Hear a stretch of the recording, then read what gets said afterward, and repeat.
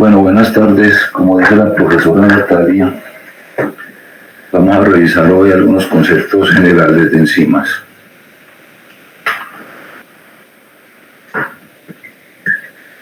La definición más corta de enzimas es que son los catalizadores biológicos. Esa es la definición más corta que resume toda la función de las enzimas. Catalizadores biológicos. Eso quiere decir que aumentan la velocidad de las reacciones químicas dentro de la célula. Dentro de las células suceden miles de reacciones simultáneamente cada minuto.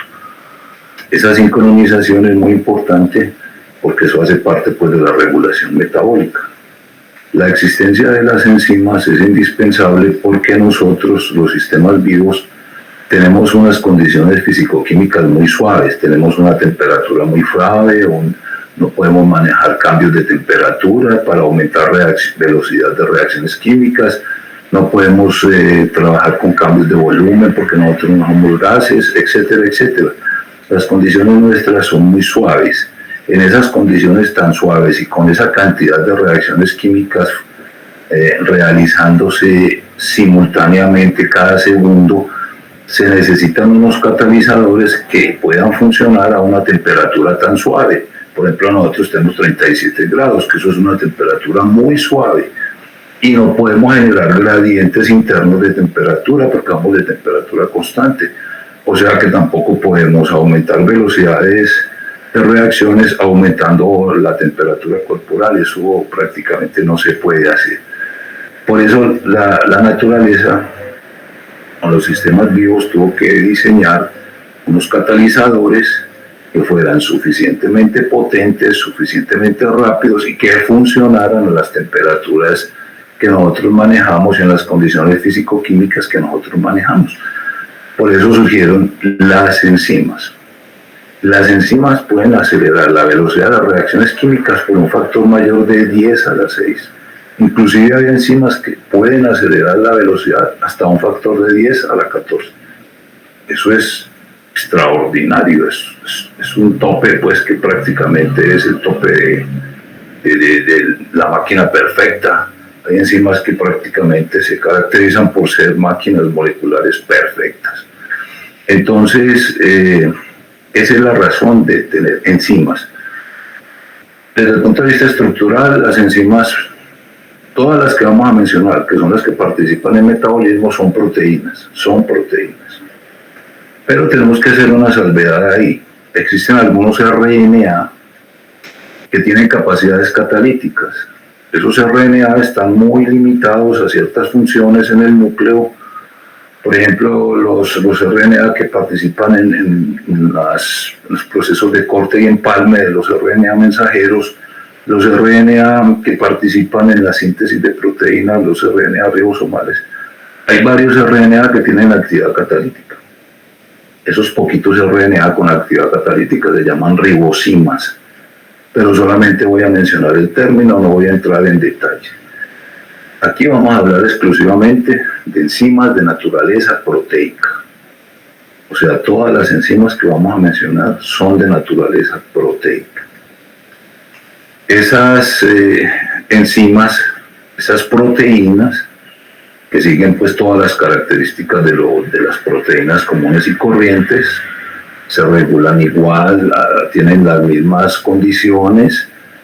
Esas proteínas entonces son las que van a responder por todas las reacciones químicas que nosotros tenemos dentro de la célula. Prácticamente se puede considerar que ningún enlace covalente se puede formar o destruir sin la presencia de enzimas. O sea que cada que en una célula se arma o se desarma un enlace covalente, prácticamente es porque tiene que intervenir una enzima.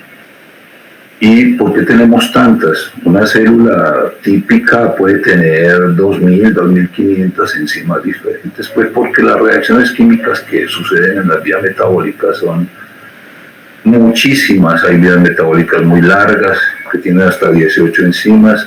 Cada uno de los pasos tiene que ser catalizado por una enzima diferente, etcétera, etcétera. Por eso hay tal variedad de enzimas, pero todas más o menos siguen unos patrones cinéticos muy parecidos que los vamos a analizar ahora más tarde.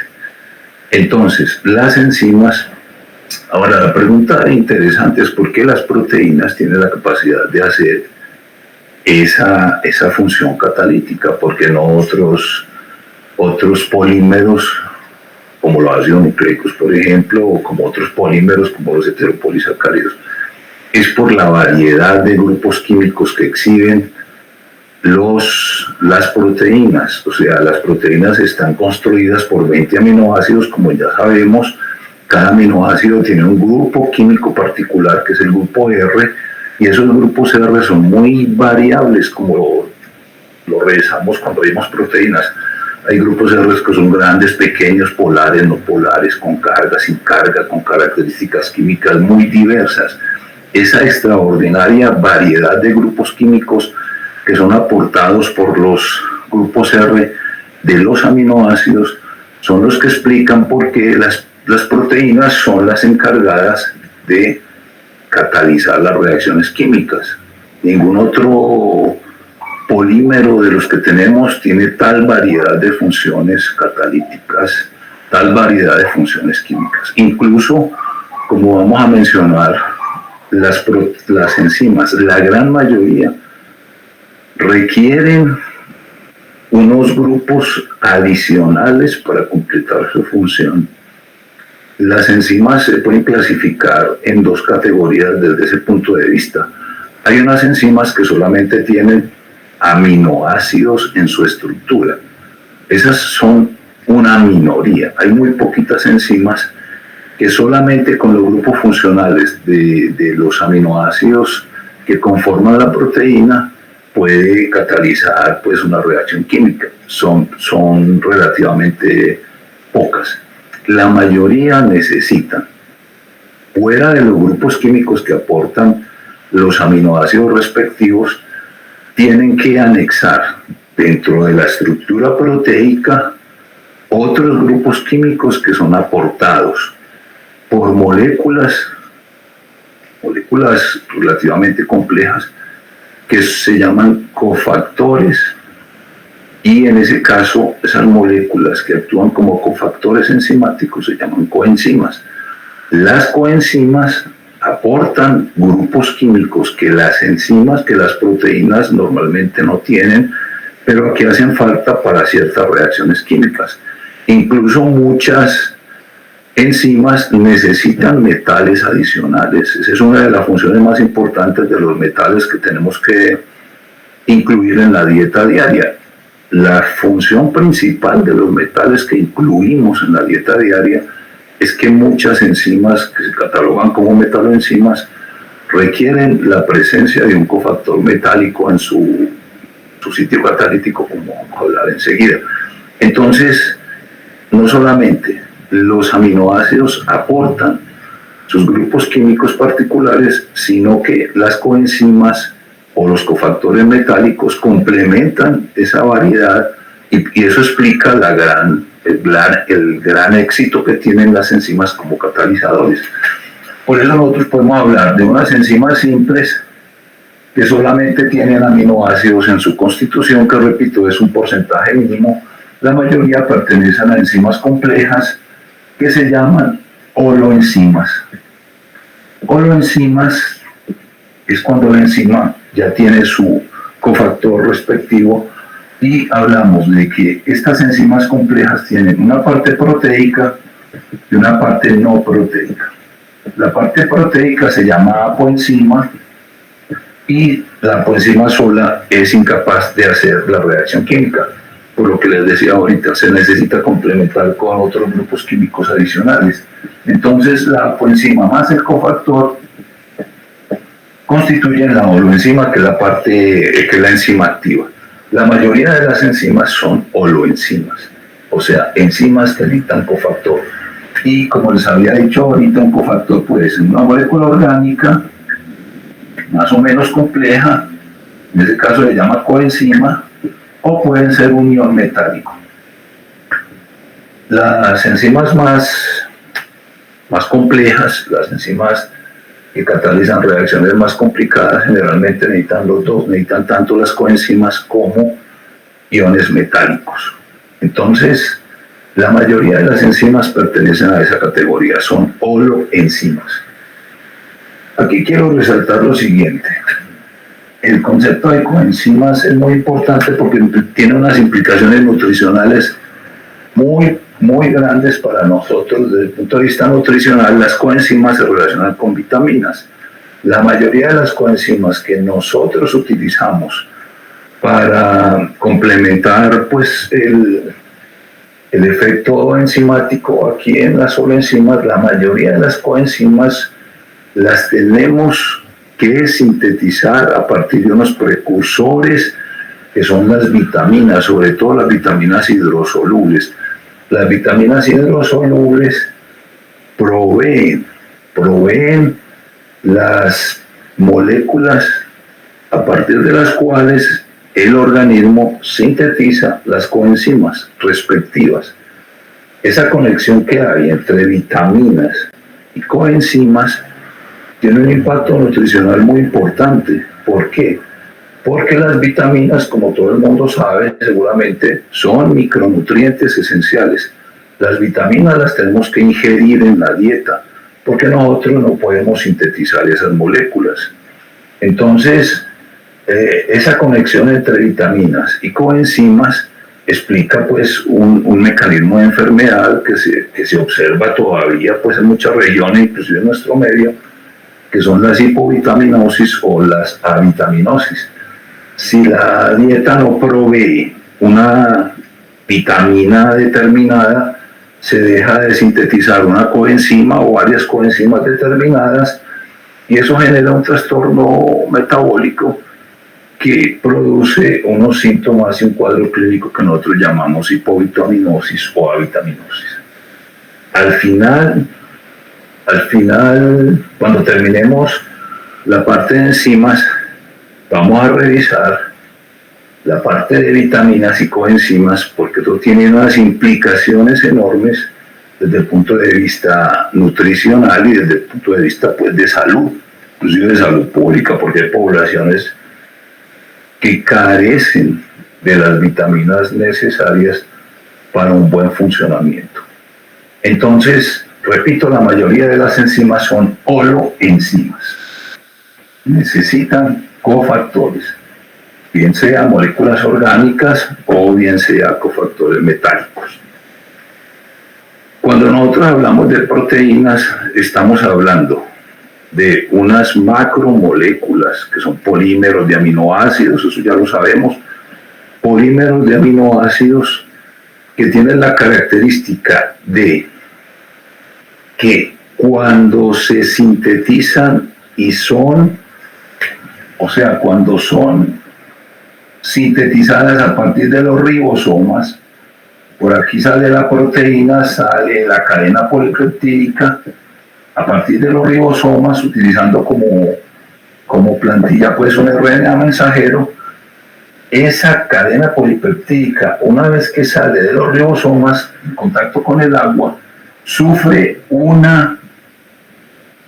cambio conformacional, o sea, todas las proteínas empiezan a plegar de una manera particular, constituyendo entonces moléculas, macromoléculas con una estructura tridimensional particular. Esa estructura tridimensional particular se llama la conformación nativa. La conformación nativa es la conformación final.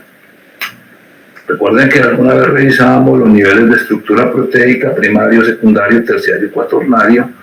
Las proteínas, las enzimas tienen un nivel terciario y muchas tienen nivel cuaternario, o sea, constante de sus unidades, pero tienen que tener una conformación nativa. Si la proteína no tiene la conformación nativa, no puede funcionar y ahorita vamos a revisar específicamente por qué. Cuando la proteína adopta la conformación nativa, es que puede funcionar como una enzima. Porque cuando nosotros consideramos una reacción química cualquiera,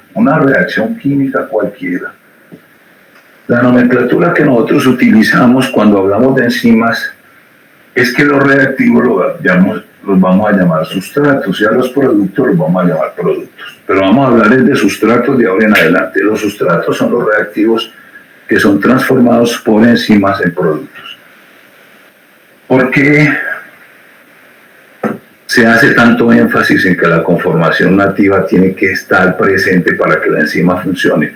Alguna vez revisamos que la propiedad más importante de las enzimas es la topología, o sea, ¿cuál es la superficie, cuál es la superficie que exponen? ¿Por qué? Porque las enzimas actúan es por contacto, las proteínas en general actúan es por contacto. Una proteína adopta una conformación nativa particular y eso le permite exhibir una topografía determinada. Esa topografía determinada es vital porque esa topografía es la que sirve de complemento a otra molécula que ofrece la topografía complementaria para poder interactuar. Las enzimas interactúan es por contacto, no interactúan, las proteínas en general interactúan es por contacto, no es a control remoto o por allá pues como a distancia, no. Una proteína para que funcione tiene que tocar otras moléculas, tocar otras proteínas, tocar ácidos nucleicos, tocar. Una enzima tiene que tocar su sustrato o sus sustratos, tocarlo y transformarlo en un producto, pero lo tiene que tocar físicamente, no es a distancia. ¿Eso qué quiere decir? Que nosotros cuando consideramos una enzima cualquiera, con todas sus características particulares que ya revisábamos, que tiene de hélice alfa, que tiene de lámina beta, que tiene de no sé qué, esos niveles que ya habíamos revisado alguna vez, cuando consideramos una enzima cualquiera, sobre la superficie de la enzima, se constituye un espacio relativamente pequeño, Ese espacio, que generalmente es una hendidura sobre la superficie, es un hueco, pues ahí es una hendidura que se visualiza solamente cuando la enzima tiene la conformación nativa. Ese espacio es el punto más importante de la enzima porque este espacio, que se va a llamar sitio activo o sitio catalítico, es el sitio donde va a ocurrir la reacción química particular que esa enzima cataliza. El sitio catalítico o sitio activo es un espacio que debe entrar el sustrato o los sustratos para que la enzima lo convierta en un producto y después libere el producto. Entonces, si el sustrato no interactúa, no toca la enzima en el sitio catalítico, el sustrato no sufre ninguna modificación, no se transforma. El sustrato, si interactúa con la enzima en otra región diferente, no pasa nada, pues porque la actividad se va a desarrollar es en el sitio catalítico. El sitio catalítico, repito, es la parte más importante de la superficie de la enzima. Toda enzima tiene que tener por lo menos un sitio catalítico. Hay enzimas que pueden tener 2 o más, pero prácticamente todas deben tener un sitio catalítico, porque es el sitio donde va a ocurrir toda la acción. Toda la acción química va a ocurrir ahí. Entonces, ¿para qué sirve el resto de la molécula? El resto de la molécula sirve para otras cosas, para pegarse a una membrana, para interactuar con otras proteínas, para muchas otras cosas, pero no para hacer la transformación catalítica. La transformación catalítica solamente se hace en el sitio catalítico. O sea que el sustrato tiene que entrar ahí, ser reconocido por el sitio catalítico, ser atraído por el sitio catalítico, pegarse del sitio catalítico, y dentro del sitio catalítico es que se hace la transformación en producto y después se libera el producto. Una observación muy importante que hay que hacer es que el sitio catalítico es una propiedad espacial. Solamente aparece cuando la enzima está bien conformada. Si la enzima no está bien conformada, Si se pierde la conformación nativa, recuerden que eso se llama desnaturalizar la enzima, si la enzima se desnaturaliza, o sea, pierde su conformación nativa, queda como una tira de aminoácidos al azar, como una tira de aminoácidos al azar, o sea, la enzima está desnaturalizada, pues lógicamente la conclusión es que se pierde el sitio catalítico, es que eso es una propiedad espacial que solo aparece cuando la enzima está bien conformada. Incluso los aminoácidos que conforman el sitio catalítico, la mayoría de las veces no son contiguos en el nivel primario, no, son aminoácidos muy apartados en el nivel primario. O sea, en la secuencia de aminoácidos pueden estar muy distantes, pero cuando la proteína se conforma, esos aminoácidos que van a constituir el sitio catalítico se agrupan en ese sitio, en el sitio catalítico. O sea que esos aminoácidos están dispersos en varios lugares en el nivel primario. Solo se constituyen, solo se juntan cuando la enzima está bien conformada. La otra cosa importante es que en el sitio catalítico es donde está la presencia de las coenzimas. Si esta enzima necesita coenzimas, las coenzimas están ahí en el sitio catalítico, interaccionan con el sitio catalítico. Si la enzima necesita un metal, el metal tiene que estar presente en el sitio catalítico, porque ahí es donde se va a hacer toda la función de transformación del sustrato en producto. Si se plantea de esa manera, o sea que la enzima y el sustrato se tienen que tocar, y no solamente tocar, sino acoplarse, eso quiere decir que entre los dos tiene que haber una complementariedad química. Tiene que haber una complementariedad química de tal manera que el sitio catalítico atraiga el sustrato y lo enganche, lo pegue para poderlo transformar. Y realmente eso es lo que ocurre. El sustrato, entre los miles de sustratos que pueden estar circundando una enzima, entre los miles de sustratos, el sustrato que sea complementario con el sitio catalítico es el que permite que la enzima lo atrape, lo pegue y lo transforme. A raíz de eso surge una de las propiedades más importantes de las enzimas como catalizadores, que son altamente específicas. Las enzimas son catalizadores altamente específicos. O sea, hay enzimas que solamente catalizan una reacción. Nosotros tenemos enzimas que se sintetizan para catalizar una única reacción dentro de la célula. No hay enzimas todoterreno, o sea, que sean capaces de responder por todo. No, eso no existe. Las enzimas son altamente específicas. Pueden catalizar reacciones con sustratos que sean muy parecidos, muy análogos, pero no hay enzimas todoterreno. Eso quiere decir que tenemos enzimas supremamente específicas. Repito, hay enzimas que solo catalizan una reacción dentro de la célula. Por eso es que hay tantas enzimas, porque una vía metabólica que tenga 12 pasos enzimáticos necesita 2 enzimas diferentes, porque cada paso va a ser catalizado por una enzima diferente. Entonces, el sustrato y la enzima se tienen que tocar. El sustrato se tiene que meter allá, a través de interacciones complementarias, se mete en el sitio catalítico, ahí es transformado por la enzima. Existen 2 modelos para explicar esa interacción. El primer modelo, que fue propuesto a principios del siglo XX por Hans Fischer, que es el papá de la bioquímica, que ya hemos mencionado en otros contextos. Hans Fischer, bioquímico alemán. Hans Fischer, alemán. Parece que era alemán o inglés. Bueno, Hans Fischer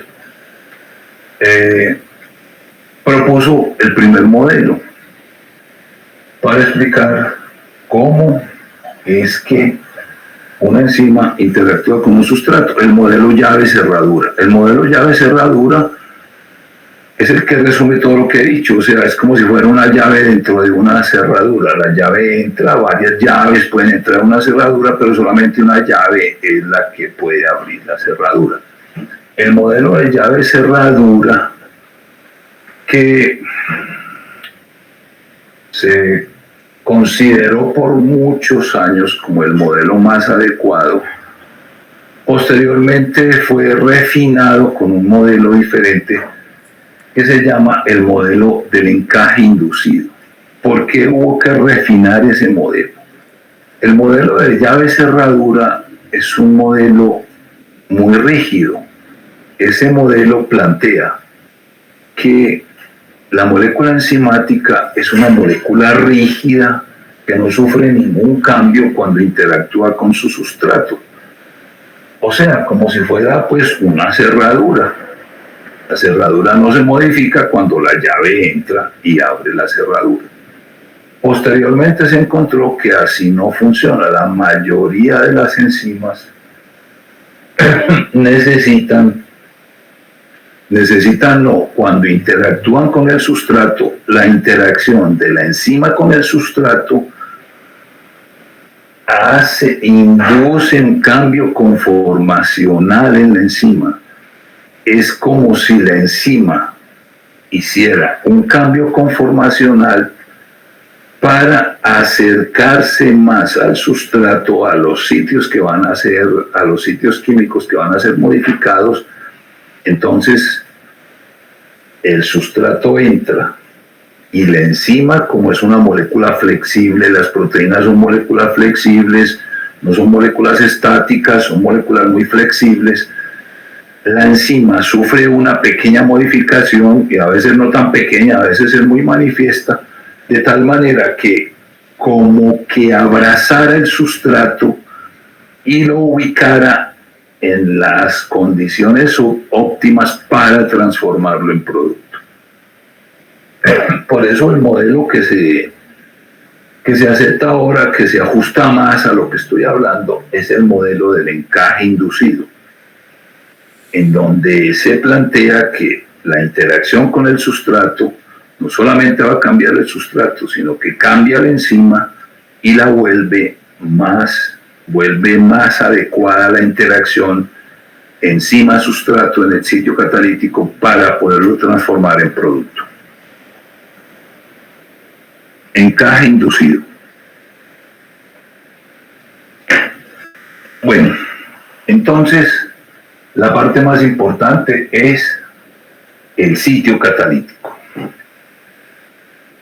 Por eso, repito, cuando una enzima se desnaturaliza, lo primero que se pierde es su función, porque desaparece el sitio catalítico, que es una propiedad espacial que solo aparece cuando la enzima está bien conformada.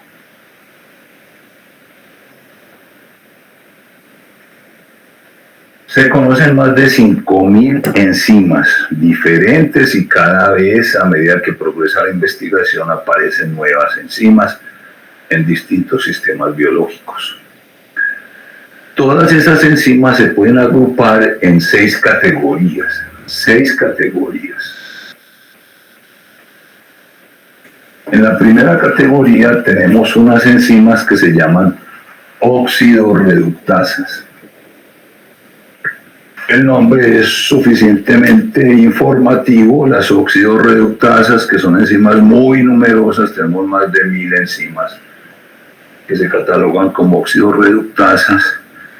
Las oxidorreductasas, bueno, de una vez aclaremos que ese sufijo asa se reserva para el nombre de las enzimas, o sea, la terminación asa, el sufijo asa. Por eso todas terminan en ese sufijo, asa. Las oxidorreductasas, como el nombre lo sugiere, son enzimas que participan en reacciones donde ocurre una transferencia de electrones entre un dador y un aceptor de electrones. Siempre que tenemos una transferencia de electrones, tenemos 2 sustancias, una que pone y una que recibe electrones. Las oxidorreductasas son las enzimas que catalizan ese tipo de transferencias. Cuando hay movilización de electrones entre un sustrato y otro, esa enzima se llama una óxido-reductasa. Es un grupo muy numeroso, repito, porque las reacciones de óxido-reducción son extraordinariamente frecuentes e importantes, sobre todo en todo lo que tiene que ver con la bioenergética celular. Primer grupo. Segundo grupo, las transferasas. Las transferasas son enzimas que tienen la capacidad de transferir, por eso llaman así, transfieren grupos químicos completos entre un sustrato y otro. Por ejemplo, si es una enzima que transfiere un grupo fosfato, una enzima que le quita un grupo fosfato al ATP y se lo pega a la glucosa para formar glucosa 6-fosfato, eso es una transferasa. Está transfiriendo un grupo químico completo entre un sustrato y otro sustrato. Entonces, toda enzima que transfiera grupos químicos es una transferasa. Ahí tenemos grupos como el grupo metilo, como el grupo acetilo, como el grupo carboxilo, el grupo fosfato, el grupo amino, etcétera, etcétera. Esas son transferasas.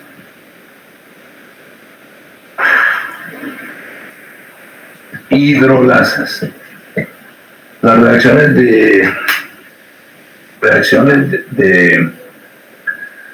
que catalizan estas terceras enzimas que se llaman hidrolasas son reacciones en las cuales el agua participa como si fuera un reactivo o como si fuera un producto. Cuando hay una ruptura hidrolítica, por ejemplo, si yo tengo un polisacario como por ejemplo un glucógeno, y yo quiero separar una molécula de glucosa, si yo quiero separar una molécula de glucosa, yo tengo que meter una molécula de agua para separar la molécula de glucosa de la molécula que queda, por ejemplo, del glucógeno. Cuando yo quiero hidrolizar una cadena polipeptídica y partir la cadena en aminoácidos, yo tengo que meter una molécula de agua para sacar los aminoácidos, etcétera, etcétera. Esas reacciones de hidrólisis son catalizadas por las hidrolasas. Las liasas, que están en el cuarto grupo, son enzimas que catalizan reacciones donde hay que, por ejemplo, romper enlaces tipo carbono-carbono, carbono-oxígeno, carbono-nitrógeno, pero que no sean reacciones de hidroxilación como las anteriores, sino que son rupturas diferentes a las hidrolizaciones que mencionamos ahorita. Las liasas generalmente tienen que ver con la formación de dobles enlaces carbono-carbono, carbono-oxígeno, carbono-nitrógeno, cuando hacen rupturas entre esos enlaces. Hay muchas liasas que tienen la capacidad de formar dobles enlaces. Hay un grupo de liasas que son las sintasas.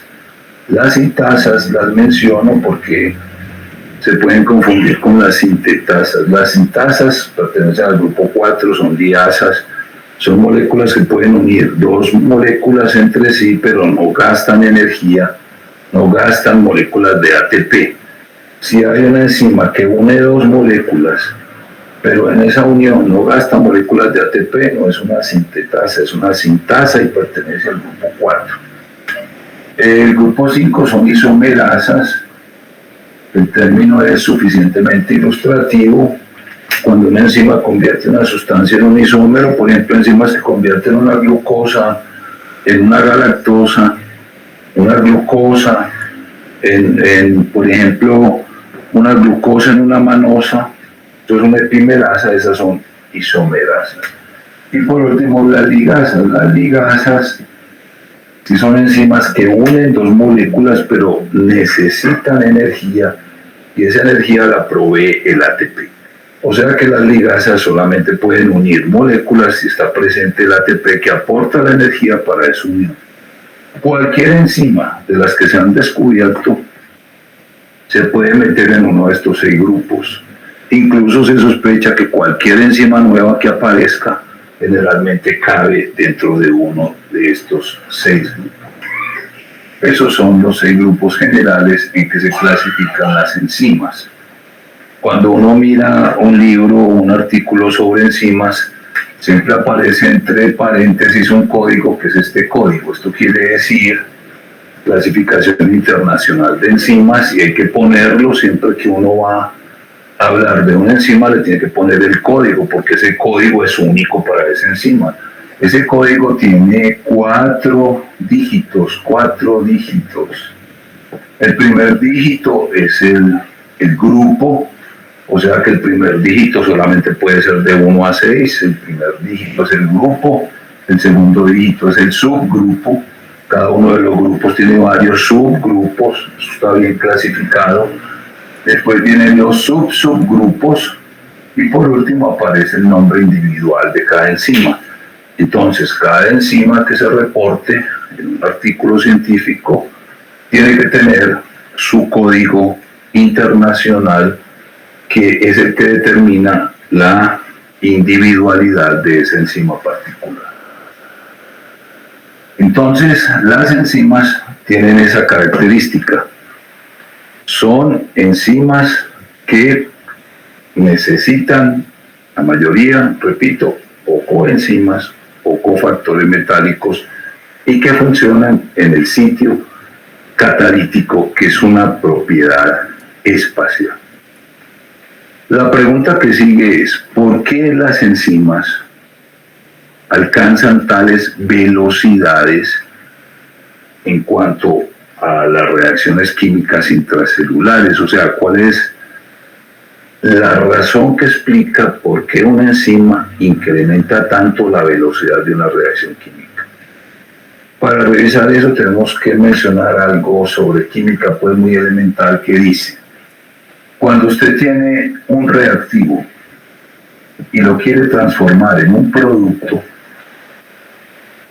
si usted tiene un reactivo y lo quiere transformar en un producto, le tiene que hacer una modificación al reactivo. Esa modificación consiste en incrementarle su energía química.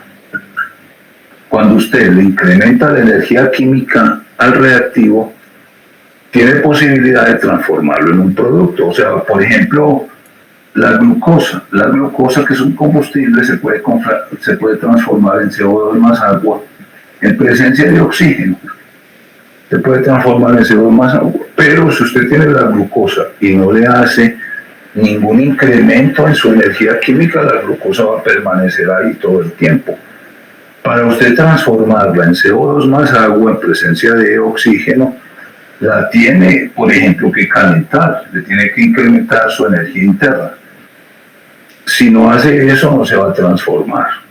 El otro ejemplo que se puede poner, la celulosa, que constituye, por ejemplo, la leña que uno echa en una chimenea.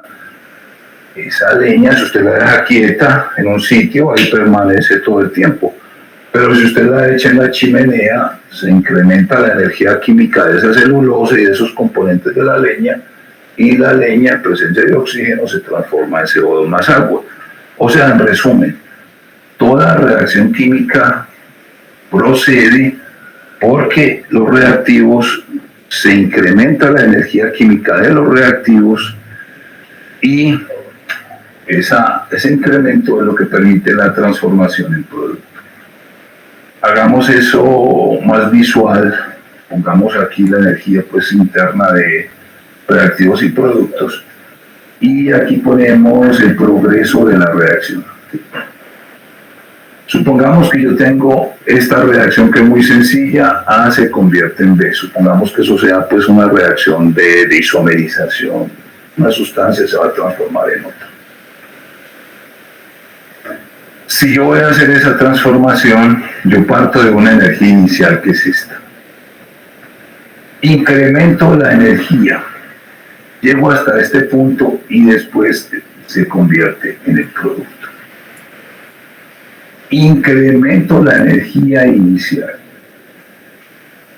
Observen que entre el reactivo y el producto hay una barrera energética que debe ser superada. Si esa barrera energética no es superada, este reactivo no se va a transformar en producto. Esa barrera energética se llama energía de activación. Cuando usted suministra la energía de activación, este reactivo se convierte en un reactivo rico en energía que recibe el nombre de estado de transición. O sea, usted tiene que llevar su reactivo hasta un estado de transición, un estado rico en energía porque usted le incrementó la energía al reactivo. Se llama estado de transición.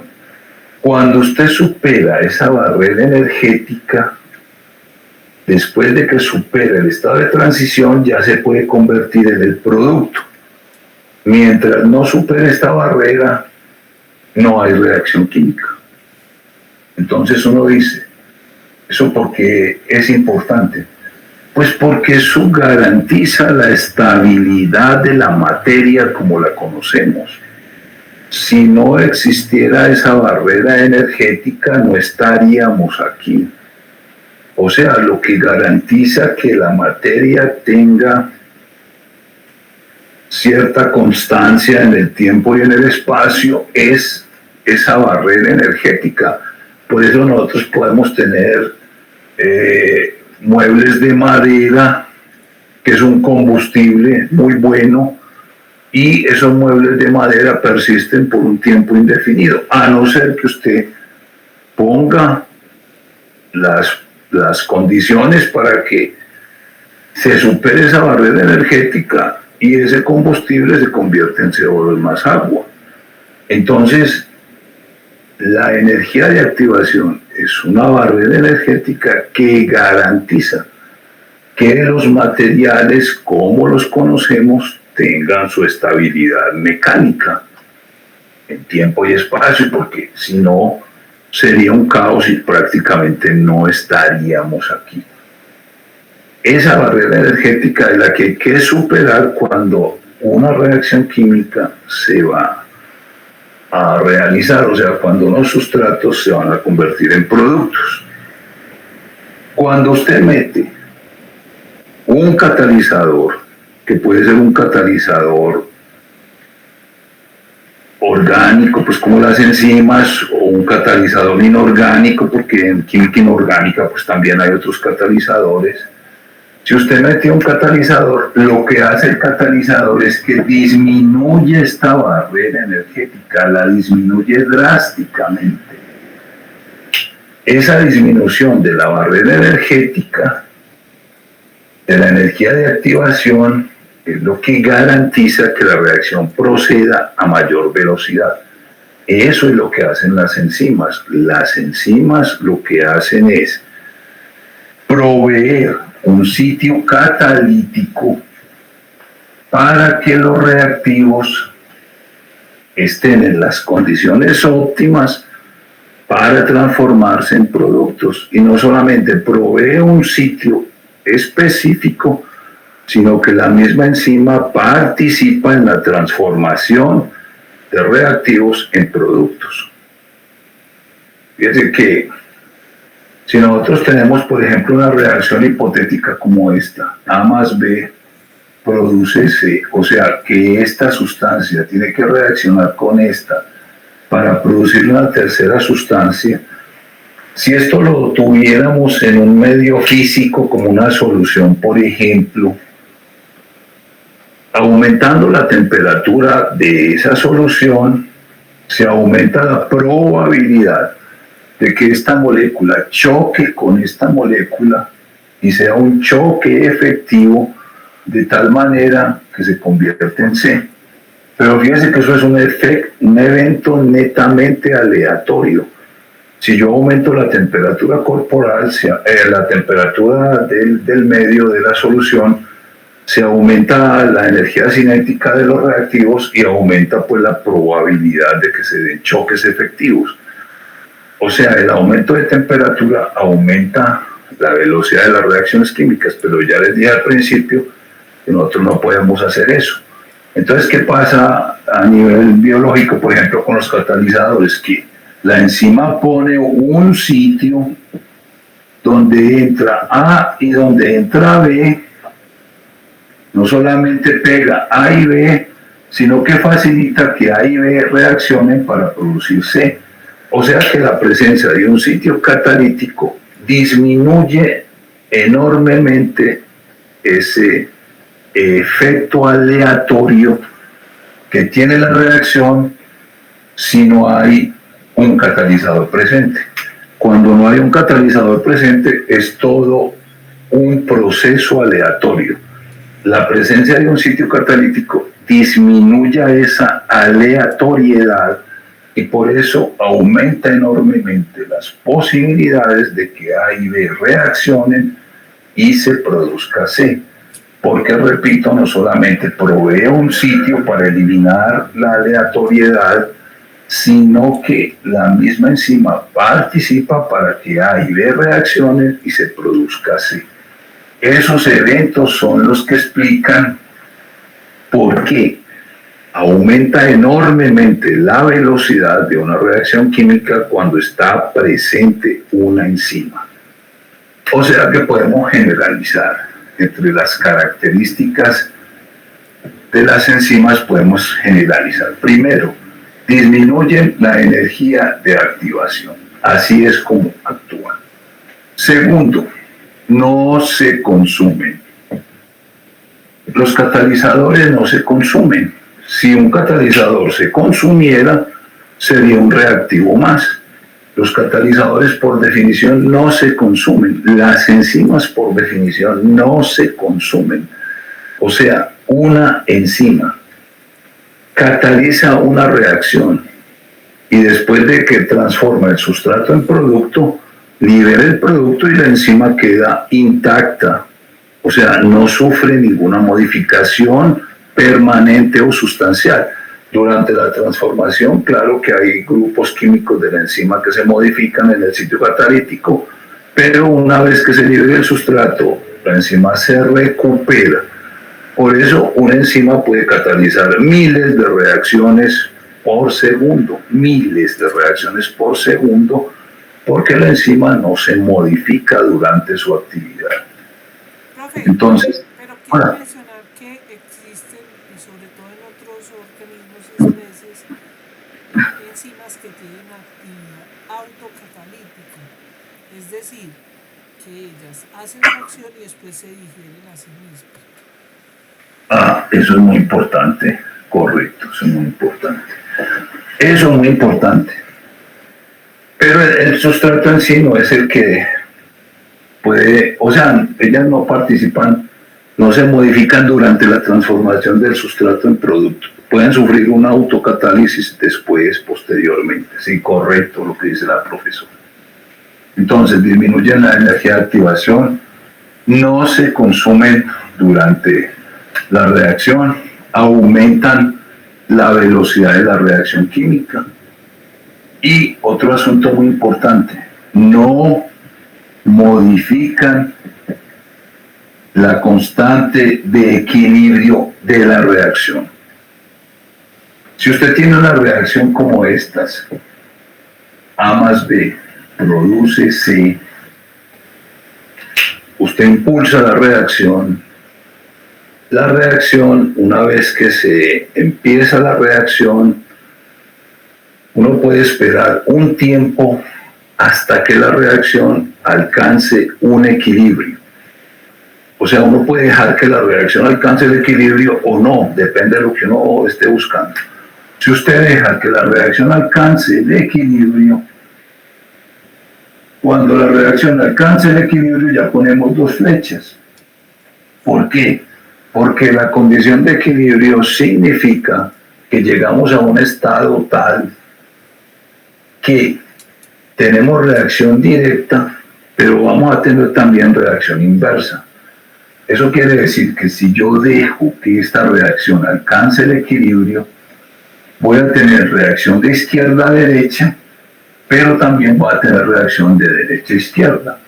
¿Y cuál es el criterio de equilibrio? Que la velocidad de la reacción directa sea igual a la velocidad de la reacción inversa.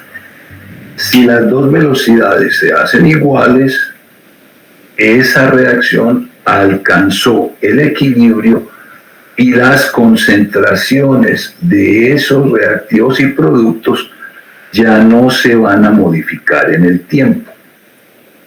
Cuando la reacción alcanza el equilibrio y las velocidades se igualan, la concentración de A, la concentración de B y la concentración de C ya no van a variar en el tiempo, porque la reacción está en equilibrio.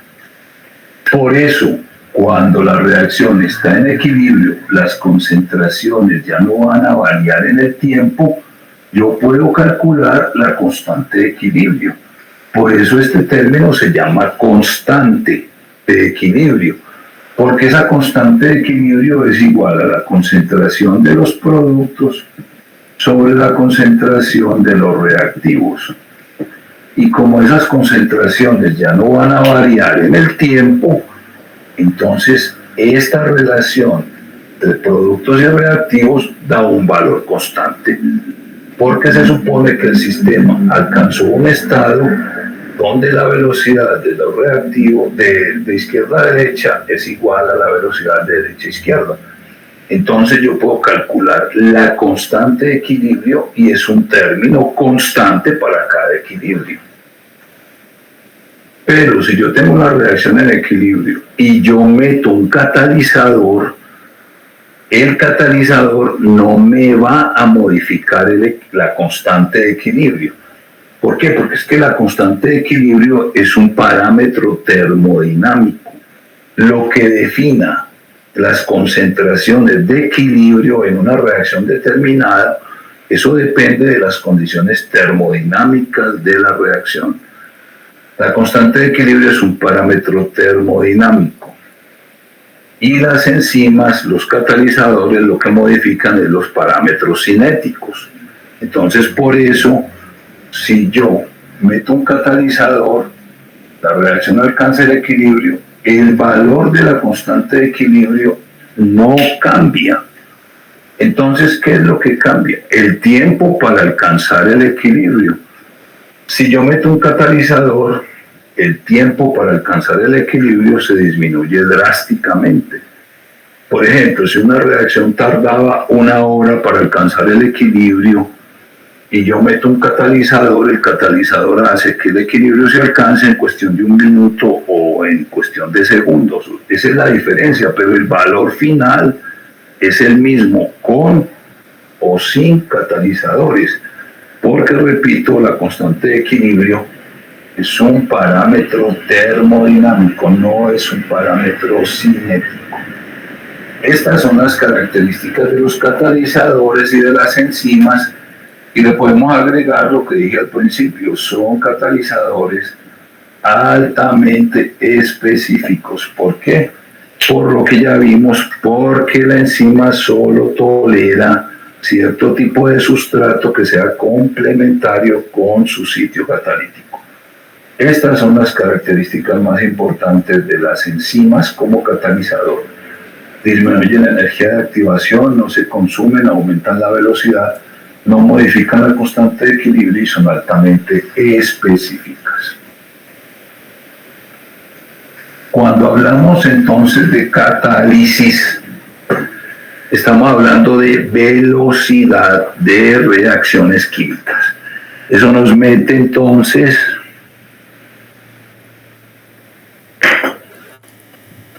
en algunos conceptos de cinética. La velocidad de las reacciones químicas, la velocidad en general, es estudiada pues por una rama de la física, de la cinética. La cinética estudia velocidad. Velocidad en cualquier proceso físico o químico. Como aquí estamos hablando de velocidad en la reacción, después tenemos que mencionar algunos conceptos de cinética muy elementales. Cinética entonces tiene que ver con velocidad. Cuando yo hablo de velocidad, estoy hablando siempre de una relación entre dos variables. La velocidad siempre es una relación entre dos términos. Es una variable cualquiera que se modifica en el tiempo. Eso es velocidad.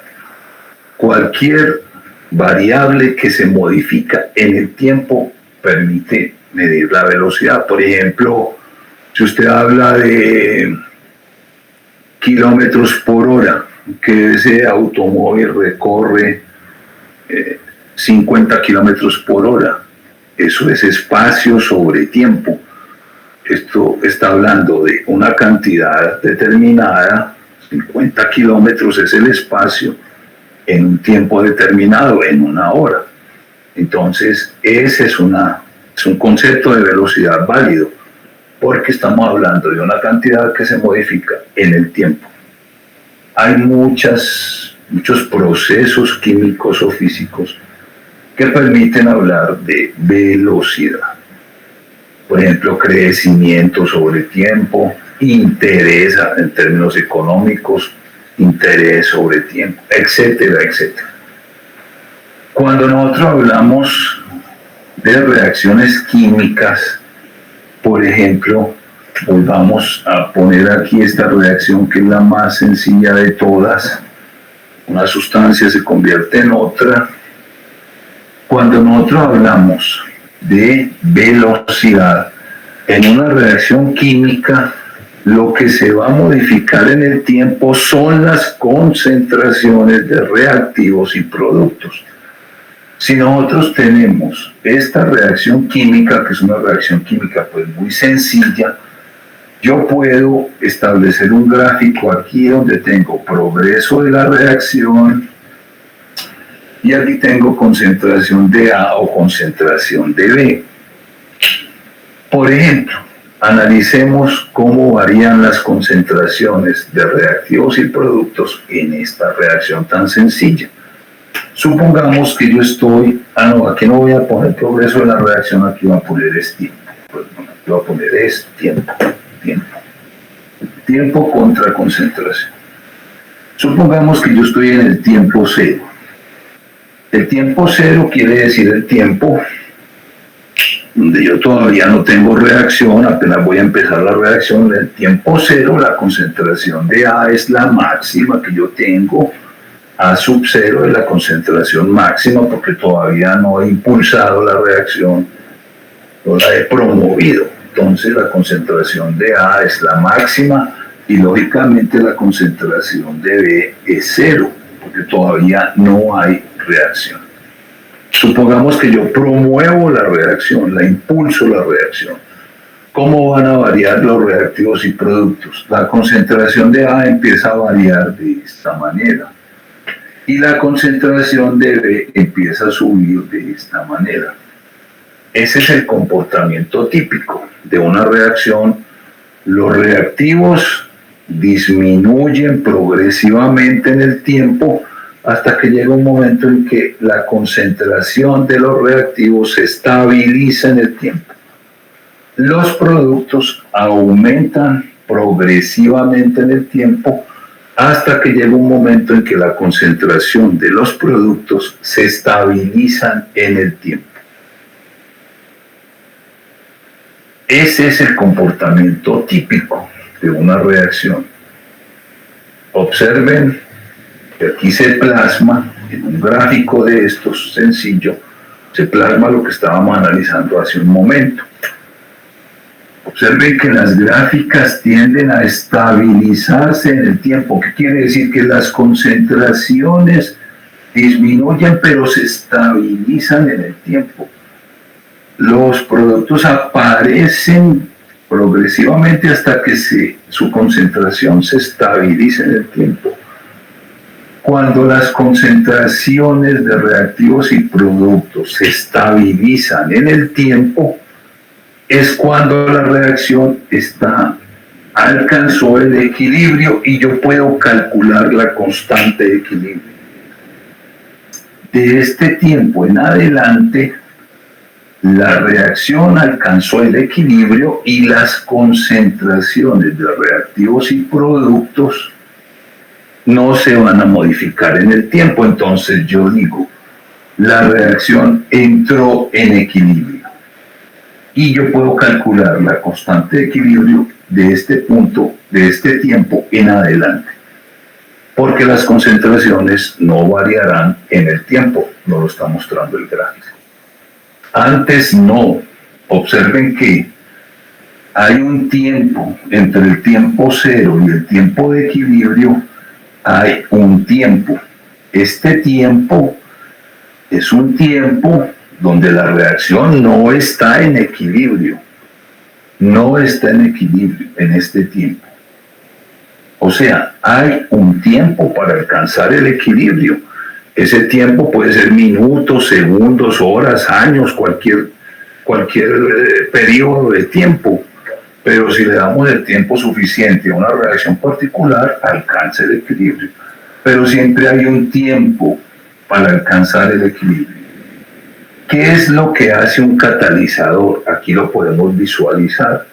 Reduce este tiempo. Pero esta situación final no se modifica. El catalizador no modifica esta situación final. Lo que hace es reducir este tiempo. Si esta reacción tardaba, por ejemplo, 30 minutos para llegar al tiempo de equilibrio, usted le mete un catalizador y ya ese tiempo se reduce a unos pocos minutos o a unos pocos segundos, depende de la reacción. Pero el resultado final es igual. O sea, este tiempo se reduce sustancialmente, pero el resultado final es igual. Por eso decíamos hace un rato, usted mete un catalizador, el catalizador disminuye el tiempo para alcanzar el equilibrio, pero el resultado final es igual, con o sin catalizador. Entonces, cuando yo tengo una reacción cualquiera particular, lo que se modifica en el tiempo es la concentración de los reactivos, pero también la concentración de los productos. O sea que la velocidad de una reacción se puede determinar de dos maneras, midiendo cómo desaparecen los productos, los reactivos en el tiempo, o midiendo cómo aparecen los productos en el tiempo. Entonces, la velocidad de esta reacción sencilla se puede determinar de esta manera, menos delta A sobre delta T. ¿Por qué menos delta A? Recuerden que delta, o sea, la letra delta mayúscula del alfabeto griego, en este contexto quiere decir reactivos menos, quiere decir productos menos reactivos, o sea, concentración de productos menos concentración de reactivos. Porque, o también puede significar estado final menos estado inicial, o sea, concentración final menos concentración inicial. ¿Qué significa delta A? Quiere decir concentración final de A, cuando se alcanza el equilibrio, menos concentración inicial de A. Como la concentración inicial es mayor que la concentración final, por eso tiene signo negativo, ¿cierto? Porque los reactivos van disminuyendo. Pero la velocidad también se puede medir de esa reacción como delta B sobre delta T. O sea, delta B, pues porque B va apareciendo, o sea, la concentración final de B es mayor que la inicial, lo contrario de A. Cualquiera de estas dos definiciones me permite cuantificar la velocidad de esta reacción tan sencilla. Si usted tiene un método de laboratorio que le permite cuantificar la concentración del reactivo en el tiempo, o sea, usted impulsa la reacción y empieza a medir la concentración de A en el tiempo 1, en el tiempo 2, en el tiempo 3, en el tiempo 4, etcétera, usted puede apreciar cuál es el cambio de velocidad. O si tiene un método de laboratorio para medir la concentración de B, usted va midiendo cómo aparece la concentración de B en el tiempo. O sea que en una reacción química particular, usted tiene dos formas de medir la velocidad de esa reacción, midiendo cómo desaparecen los reactivos en el tiempo o midiendo cómo aparecen los productos en el tiempo.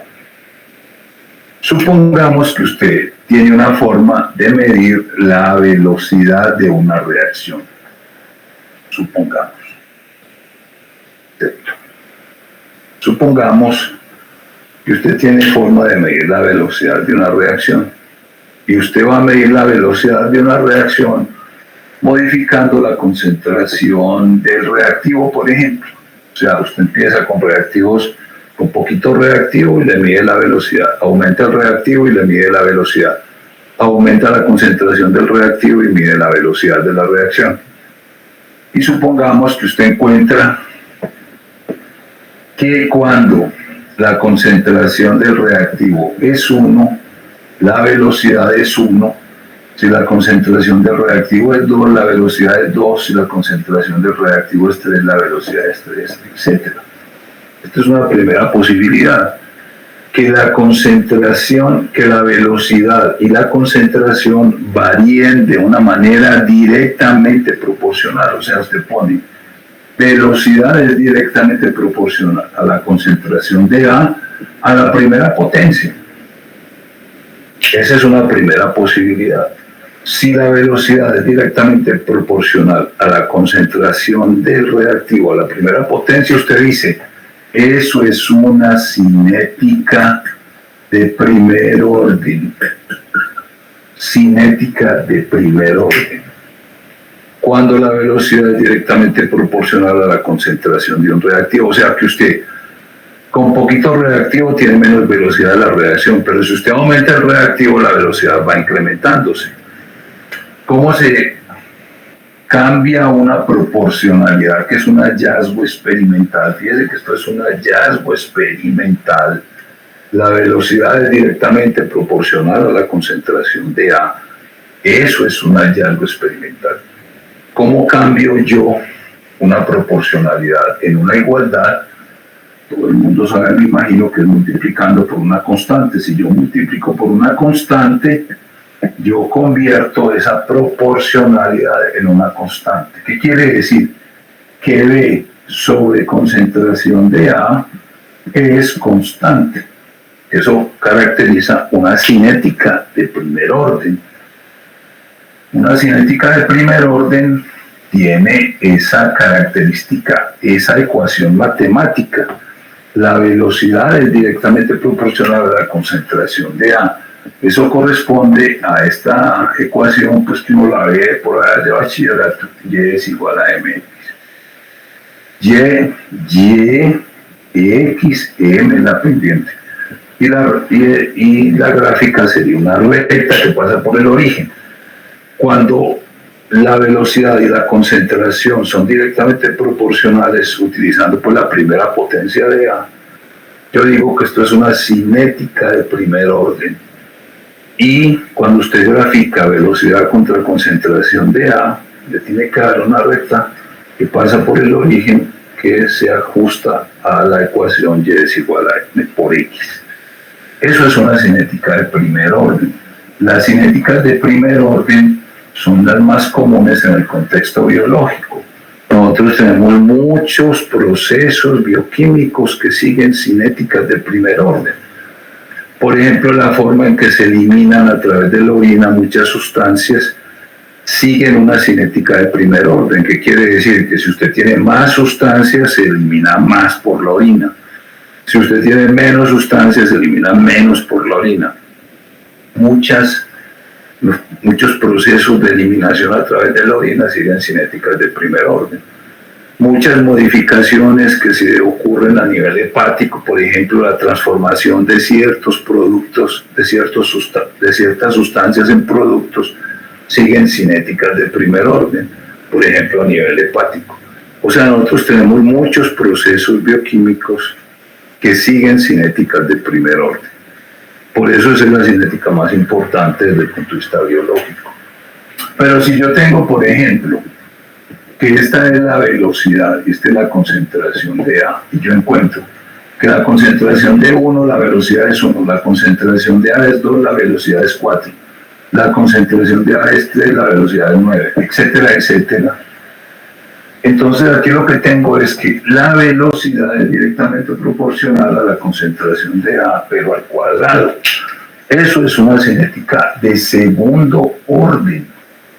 Es una cinética de segundo orden.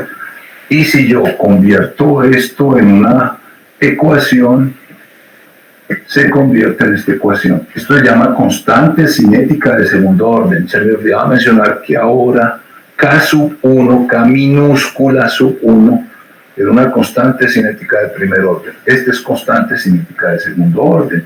Y lógicamente, pues la gráfica tendría que ser así, no podría ser una recta porque ya parece un cuadrado. Bueno, eso es una cinética de segundo orden. Hay otra modalidad de segundo orden que es cuando yo tengo una reacción que es bimolecular, o sea, dos moléculas que participan para formar un producto. Esto también es una cinética de segundo orden, o sea que la velocidad va a depender de la concentración de A por B. Eso es otra cinética, otra modalidad de cinética de segundo orden. A partir de esta modalidad se puede presentar un caso particular. Si yo tengo que la concentración de A es mucho mayor que la concentración de B, entonces eso me transforma una cinética de segundo orden en una cinética de pseudo primer orden. Porque si la concentración de A es mucho mayor que la concentración de B y la reacción dice que yo necesito 1 de A y 1 de B para formar 1 de C, y la concentración de A es mucho mayor que la concentración de B, eso quiere decir que cuando la concentración de B se acabe, ya no hay reacción, a pesar de tener mucha más concentración de A. ¿Por qué? Porque la relación es 1 a 1.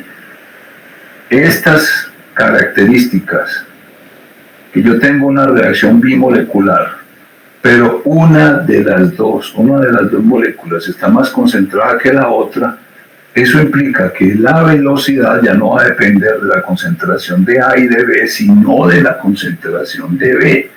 Y B es un reactivo que se va a llamar reactivo limitante. ¿Por qué? Porque como está en menos concentración, cuando se acabe B, se acaba la reacción. Así yo tengo un exceso de A. Esto se llama una reacción de pseudo primer orden. Las reacciones de pseudo primer orden las encontramos con relativa frecuencia en muchas de las reacciones metabólicas, reacciones de pseudo primer orden. Entonces, esas son algunas cinéticas. Existen otras cinéticas más complicadas, pero generalmente esas son las cinéticas más frecuentes. La cinética que se observan en el contexto enzimático, si yo tengo una reacción catalizada por una enzima, aquí tengo la concentración del sustrato y aquí tengo la velocidad de la reacción. Cuando yo modifico la concentración del sustrato, o sea, voy aumentando la concentración del sustrato y voy midiendo la velocidad de la reacción enzimática, lo que yo encuentro es que cuando tengo poco sustrato, voy aumentando el sustrato voy aumentando el sustrato, la velocidad va aumentando. Aumento el sustrato, aumenta la velocidad. Aumento el sustrato, aumenta la velocidad. Y al principio, cuando la concentración de sustrato es muy poquita con respecto a la concentración de enzima, en estas condiciones iniciales, la concentración de sustrato es muy pequeña con respecto a la concentración de enzima. Estas pruebas no se hacen con una sola molécula de la enzima, sino con una población enzimática. Si la concentración de sustrato es mucho más pequeña con la concentración de enzima, entonces la cinética continúa como una cinética de primer orden. Pero a medida que yo aumento la concentración del sustrato y voy superando la concentración de enzima, porque esto se hace con una concentración de enzima constante, no varío la concentración de enzima para hacer estas gráficas. A medida que yo aumento la concentración de sustrato, va llegando a un punto en que la concentración de sustrato es mayor que la concentración de enzima. Entonces la cinética empieza con una cinética de orden 1, de primer orden, y rápidamente se va tornando en una cinética diferente. Entonces la ecuación, la gráfica empieza así y termina así. Cuando tenemos una concentración de sustrato muy pequeña comparada con la concentración de enzima, la cinética es de primer orden. Entonces yo puedo hablar de que esta primera etapa de la gráfica es una etapa donde la cinética es de primer orden. Si la concentración de sustrato es mucho menor que la concentración de enzima, yo puedo generalizar diciendo que en esas condiciones la cinética de la reacción es una cinética de primer orden. Pero en el momento en que yo voy incrementando la concentración de sustrato y cada vez se va haciendo más, cada vez se va haciendo mayor, llega un momento en que la cinética se convierte en una cinética de orden mixto. Es esta segunda etapa, es la primera etapa. En la segunda etapa, yo tengo una cinética que no se puede definir claramente a qué cinética corresponde. Por eso se habla que es una cinética de orden mixta o indeterminado. Pero la última etapa, cuando ya llego a este punto donde la concentración de sustrato es mucho mayor que la concentración de la enzima, la gráfica cinética tiende a aplanarse. Entramos en una meseta, la cinética se aplana, la concentración de sustrato es mucho mayor que la concentración de enzima y decimos que es una cinética de orden cero. ¿Qué es una cinética de orden cero? Una cinética de orden cero es cuando usted tiene aquí la concentración de un reactivo, aquí tiene la velocidad, y la velocidad es constante con respecto al reactivo. O sea, usted puede incrementar la concentración del reactivo y la velocidad no varía en el tiempo. Esto es una cinética de orden cero. En este caso, la velocidad dependerá de otros parámetros, pero no es dependiente de la concentración de ningún reactivo. Entonces yo hablo de una cinética de orden cero. En una reacción catalizada por enzimas, yo puedo alcanzar una cinética de orden cero cuando la concentración de sustrato es mucho mayor que la concentración de enzima disponible. ¿Por qué se da una cinética de orden cero? Porque el exceso de sustrato satura la cantidad de enzimas disponibles. ¿Qué quiere decir que satura? Que todos los sitios activos disponibles están ocupados por sustrato. Hay un exceso de sustrato. Todos los sitios activos disponibles están ocupados por sustrato. Entonces, usted puede seguir agregando sustrato y la velocidad de esa enzima no se incrementa Pues porque ya no tiene sitios activos disponibles. Por eso alcanzamos un tope máximo. Decimos que la velocidad tiende a hacerse constante, y no solamente constante, sino velocidad máxima. La velocidad tiende a hacerse velocidad máxima. En otras palabras, cuando usted somete una población de enzimas a un exceso de sustrato, o sea, hay una gran cantidad de sustrato con respecto a la cantidad de moléculas enzimáticas, la cinética que se va a observar es una cinética de orden cero. Y yo digo que el sistema está saturado por un exceso de sustrato. Hay tanto sustrato que no tengo enzima libre, no tengo sitios activos libres. Entonces, por eso hablamos de velocidad máxima. Las enzimas son catalizadores que se pueden saturar por un exceso de sustrato. Y las enzimas, cuando se saturan por su sustrato, alcanzan una velocidad que se llama velocidad máxima. El sistema está saturado. Por eso hablamos de velocidad máxima. En estas otras condiciones, por ejemplo, al principio teníamos una concentración de enzima mucho mayor que la concentración de sustrato. Entonces, como había mucha enzima disponible, había muchos sitios activos disponibles, el sustrato que usted va agregando siempre encuentra un sitio activo para interactuar con él. Entonces, por eso la cinética es de primer orden. La velocidad es directamente proporcional a la concentración de sustrato. En este primer tramo de la curva, cuando usted agrega sustrato, la velocidad se incrementa. Aumenta el sustrato, aumenta la velocidad. Aumenta el sustrato, aumenta la velocidad. Pero solo en este primer tramo de la curva.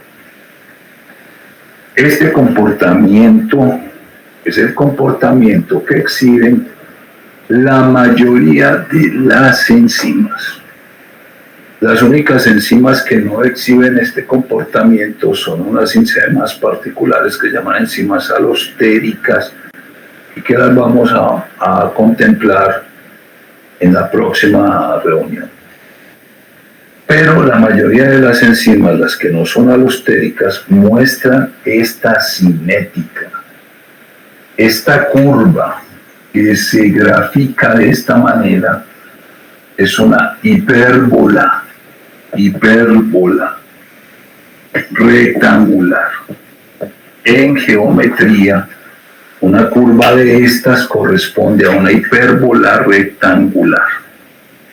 Por eso se llama cinética hiperbólica, porque la gráfica que se obtiene es una hipérbola rectangular.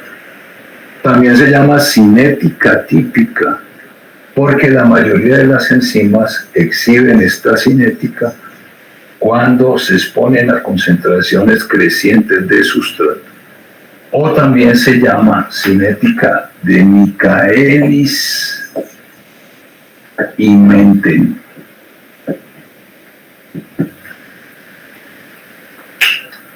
Leonor Michaelis, que era un bioquímico alemán, y Maud Menten, que era una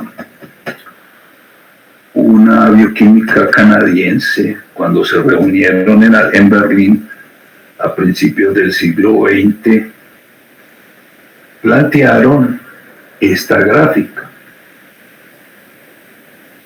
Se llama la cinética de Michaelis y Menten. Michaelis y Menten interpretaron unos datos que había obtenido un señor de apellido Henry. Henry fue el que obtuvo los primeros datos cinéticos, a partir de los cuales Michaelis y Menten lograron obtener esta gráfica. Por alguna razón histórica que uno no entiende, nunca se menciona a Henry, pero Henry fue el primero que estableció los parámetros cinéticos para que Michaelis y Maud Menten plantearan su famosa ecuación y su famosa gráfica. siendo estrictos con la historia, esto se debía llamar gráfica de Henry y Michaelis y Menten. Pero repito, por razones que no están claras, o al menos yo no entiendo por qué a Henry lo sacaron de la historia de la bioquímica y solamente se habla de cinética de Michaelis y Menten. Pero repito, se debía llamar cinética de Henry, Michaelis y Menten. La cinética de Michaelis y Menten entonces es una cinética hiperbólica, como esta que tenemos aquí. O sea, cuando se varía la concentración de sustrato y se mide la velocidad de una reacción enzimática. Esta gráfica corresponde a una ecuación que se llama la ecuación de Michaelis y Menten.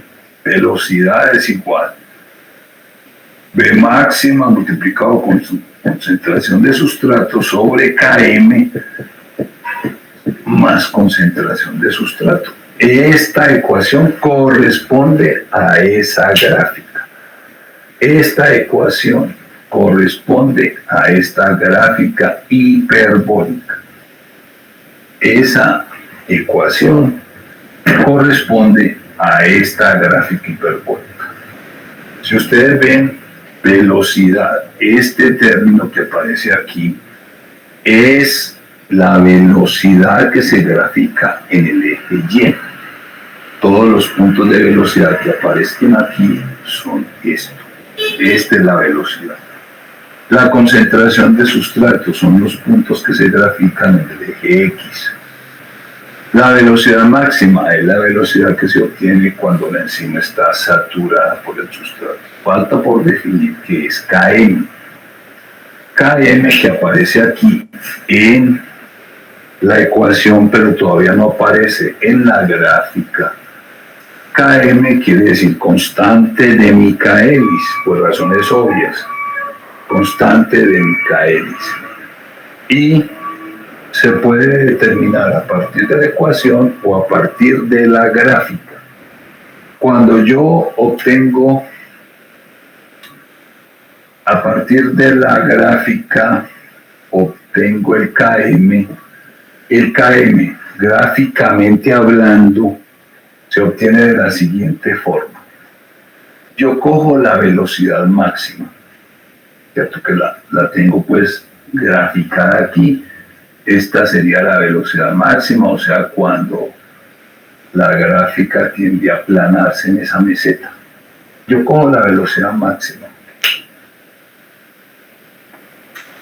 Establezco la velocidad máxima. Determino la mitad de esa velocidad máxima. Hago una interpolación hasta la gráfica. Y esta concentración de sustrato,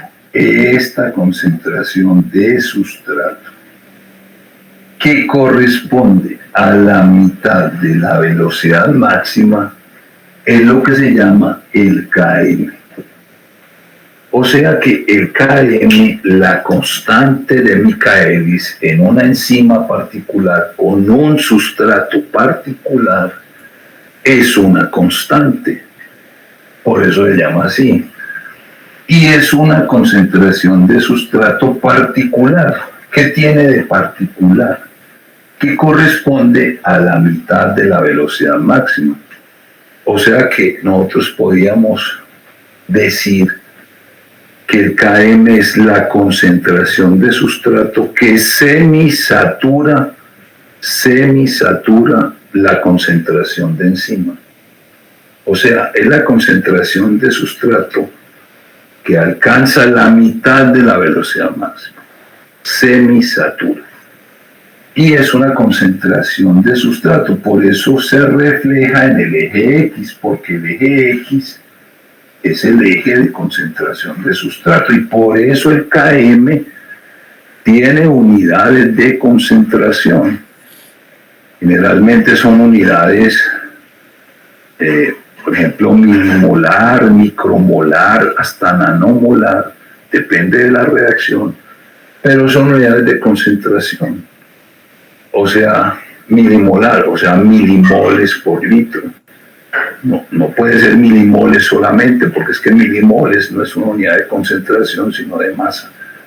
Tiene que ser una unidad de concentración, por ejemplo, milimolar, que es la que más se usa en el contexto pues, biológico. También puede ser micromolar o nanomolar, depende de la reacción particular que esté mencionando. Cada enzima con su respectivo sustrato tiene un valor de Km. Ese valor de Km ya está determinado experimentalmente. Si uno mira un libro de bioquímica, ahí aparecen los valores de Km para las enzimas que participan en el metabolismo con sus respectivos sustratos y su respectivo valor de Km, porque es un parámetro constante. Cada enzima con su respectivo sustrato tiene su propio valor de Km y eso está determinado experimentalmente. Entonces el Km tiene que ver es con esa concentración de sustrato que corresponde a la mitad de la velocidad máxima. Esta gráfica hiperbólica tiene un problema inherente pues a la gráfica. No, Que se una cosita antes de que siga. Usted más adelante va a hablar como el significado que tiene desde el punto de vista biológico el KM. Sí. Perdón. No, pues mencionémoslo de una vez, porque es que yo ya casi termino esta parte de cinética y ya terminamos pues esta parte. La próxima vez vamos a explorar otras cosas, pero ya que usted lo plantea, venga, de una vez planteémoslo, qué significa el Km. Supongamos que yo tengo una enzima particular que puede transformar un sustrato 1 en un producto 1 o que puede transformar un sustrato 2 en un producto 2. O sea, es una enzima que tiene la capacidad de transformar dos sustratos que son muy parecidos entre sí. Por ejemplo, una enzima que transforme fructosa, pero transforme también glucosa, se ajusta a este ejemplo. Por ejemplo, una exoquinasa que transforme glucosa y que también transforme fructosa se ajusta a este ejemplo. Es una enzima que puede transformar un sustrato en un producto o puede transformar otro sustrato en otro producto. Y supongamos que se hace el ejemplo pues experimental, se mide la velocidad de la enzima a distintas concentraciones de S1 y supongamos que se obtiene esta gráfica que tenemos aquí. Esto corresponde a S1. Y supongamos que se hace otra gráfica que corresponde a S2. O sea, se aumenta la concentración de S2 y se mide la velocidad de la enzima. Y supongamos que la gráfica que se obtiene con S2 es esta. Son dos gráficas, vamos a suponer que las dos gráficas tienen la misma velocidad máxima. Vamos a suponer eso, que las dos gráficas van a obtener la misma velocidad máxima, pero tienen una morfología. Es una morfología también hiperbólica, pero muy diferente. ¿Por qué? Porque lo que vemos aquí es que con el sustrato número 2, la enzima rápidamente se satura. Con poquitas concentraciones de S2, la enzima rápidamente alcanza la velocidad máxima. Eso me está diciendo que el sustrato S2 tiene mucha afinidad por esa enzima y la puede ocupar rápidamente y saturarla rápidamente. Entonces, el sustrato S2 por eso tiene esa curva cinética, una curva muy pronunciada que rápidamente satura la enzima, alcanza la velocidad máxima. Entonces yo puedo decir, S2 tiene una gran afinidad por esta enzima. En cambio, S1 necesita una concentración de sustrato mayor para saturar la enzima. Necesita una concentración de sustrato mayor. También satura la enzima, pero necesita más sustrato para saturar la enzima. O sea que yo puedo plantear que S1 tiene menor afinidad para esa enzima que S2. ¿Cómo se traduce esto con respecto al Km, que era la pregunta que hacía la profesora Natalia? Si la velocidad máxima es igual, consideremos que es igual.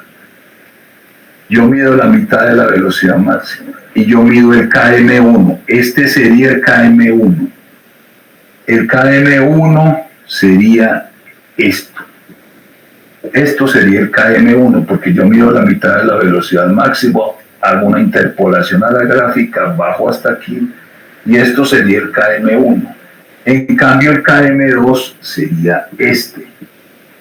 Hasta aquí sería el Km2, ¿cierto? Yo hago la mitad de la velocidad máxima, hago la interpolación hasta la gráfica y bajo. Entonces observen que hay una diferencia marcada entre el Km1 y el Km2.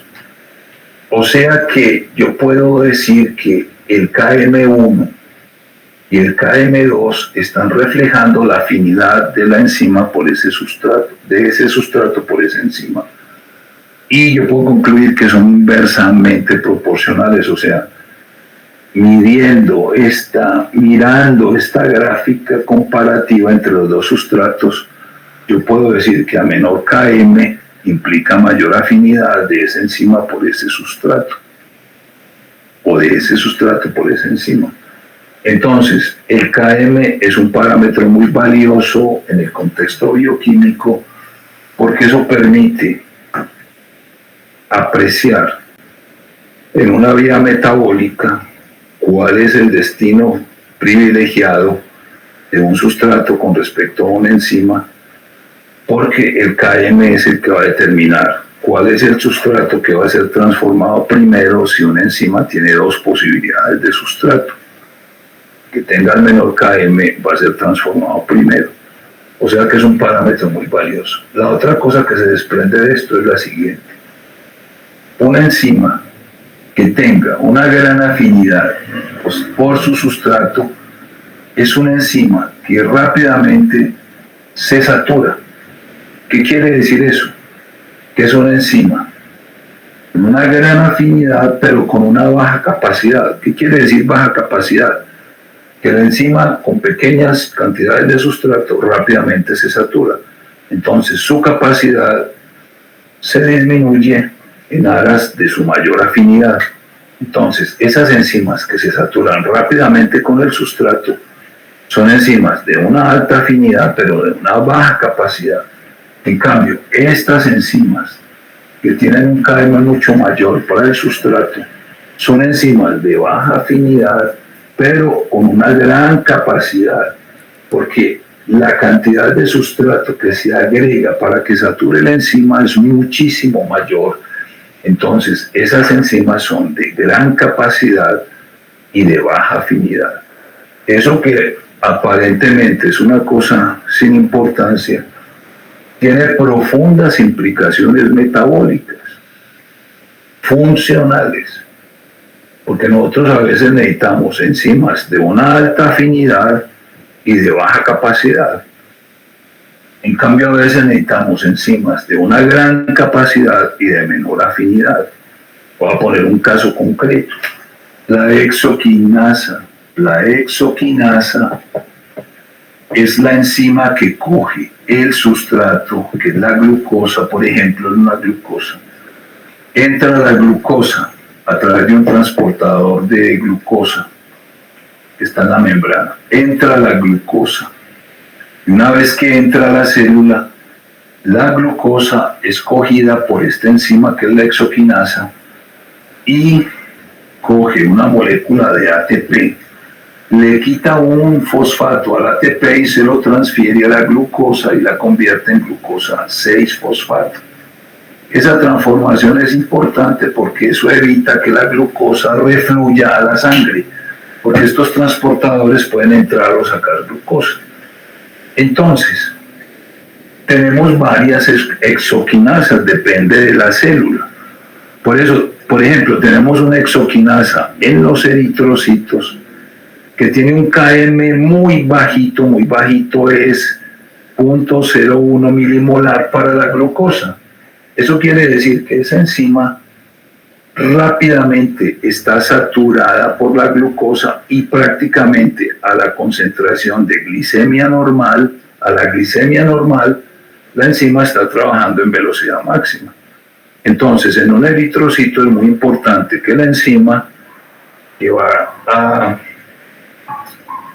catalizar esta reacción sea una exoquinasa de baja capacidad pero una alta afinidad. ¿Por qué? Porque eso garantiza que la enzima en los valores de glicemia normal, ¿cierto?, que son entre 3 y 5 milimolar, la enzima prácticamente esté trabajando en velocidad máxima.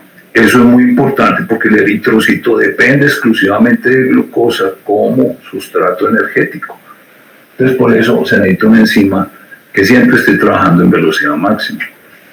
Pero en cambio, en un hepatocito tenemos una exoquinasa que también cataliza esta reacción, pero con un KM mucho mayor, 10 milimolar. 10 milimolar es mucho mayor que la glicemia normal. La glicemia normal fluctúa entre 3 y 5 milimolar. ¿Qué quiere decir eso? Que si yo tengo una exoquinasa en el hepatocito, esa exoquinasa que trabaja a un KM de 10 milimolar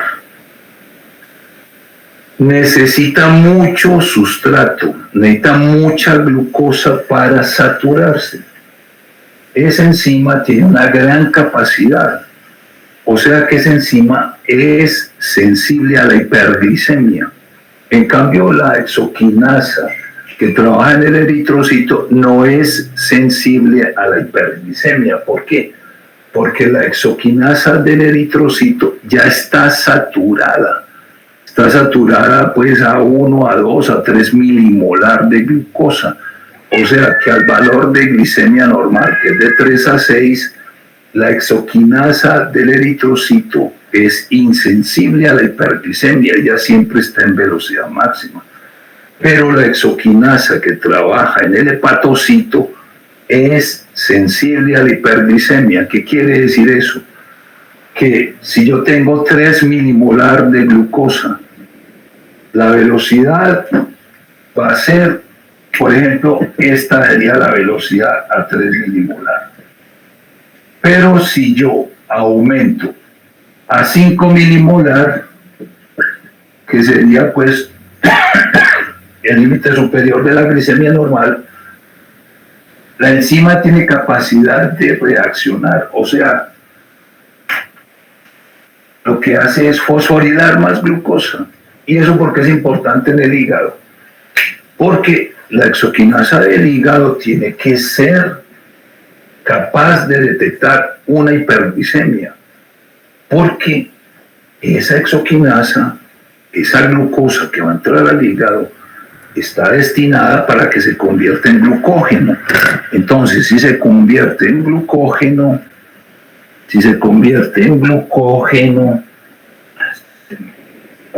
Natalia, ¿me está oyendo o no? Sí, señor, está perfecto. Sí, pero ya no me están viendo en pantalla, ¿o sí? Sí, perfecto. Porque es que se me metió el gato aquí, yo creo que me hizo alguna cosa aquí, porque... No, todo está perfecto, profe. Bueno, bájese de ahí. Entonces, por eso, a partir de la pregunta de la profesora, el KM es muy importante, porque en este caso, por ejemplo, la enzima hace lo mismo, fosforilar glucosa, pero cuando fosforila glucosa en el eritrocito, en las condiciones de glicemia normal, que son de 3 a 5 milimolar, la exoquinasa del eritrocito está en velocidad máxima, todo el tiempo está en velocidad máxima prácticamente. Entonces, eso es muy importante para el eritrocito. y no necesita ser sensible a la hiperglicemia, pues porque el eritrocito no necesita almacenar glucógeno en grandes cantidades, pero en una célula hepática, en un hepatocito, es muy importante que esa exoquinasa tenga un Km muy alto para la glucosa. ¿Por qué? Porque eso quiere decir que la enzima en condiciones de glicemia normal va a trabajar en una cinética de primer orden, o sea que la velocidad de la enzima va a ser directamente proporcional a la concentración de glicemia, o sea, es una enzima sensible a la hiperglicemia, puede almacenar más glucosa, puede fosforilar más glucosa a medida que aumenta la hiperglicemia, y eso repercute en que uno puede guardar más glucógeno. El eritrocito no necesita tener una exoquinasa sensible a la hiperglicemia, porque desde 1 milimolar para adelante prácticamente ya está saturado por sustrato. Por eso la pregunta que hacía la profesora es muy importante. El KM no es una cosa de adorno, pues no es un adorno ahí como para explicar el asunto, no, es que tiene implicaciones funcionales muy importantes.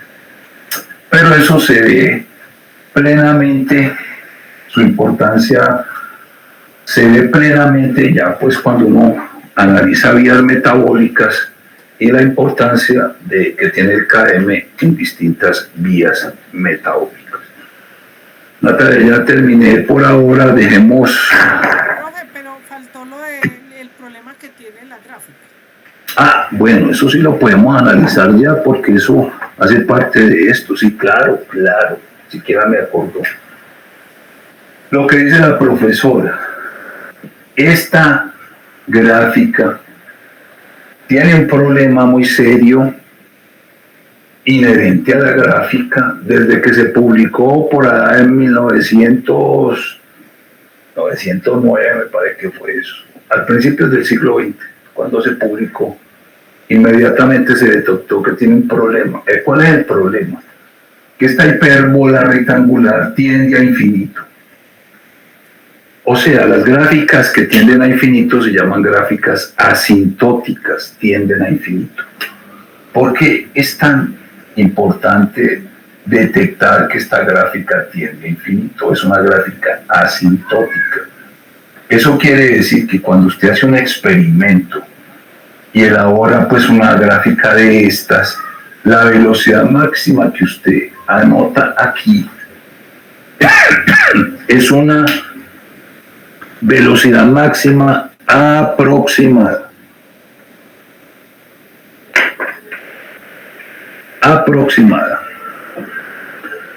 Porque nunca vamos a tener una concentración de sustrato que pueda saturar la enzima en el infinito, no, eso es imposible. Entonces, esta velocidad máxima siempre es aproximada.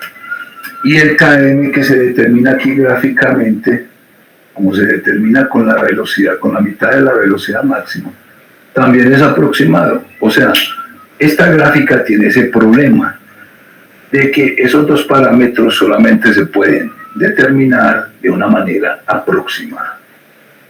Eso significa pues un problema cuando se está trabajando con enzimas.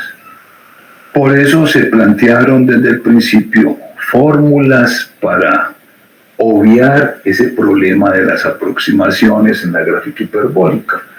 Se han planteado muchas formas de obviar ese problema. Voy a mencionar un método que fue planteado por un par de investigadores, un señor de apellido de nombre Hans Leineweber y un señor llamado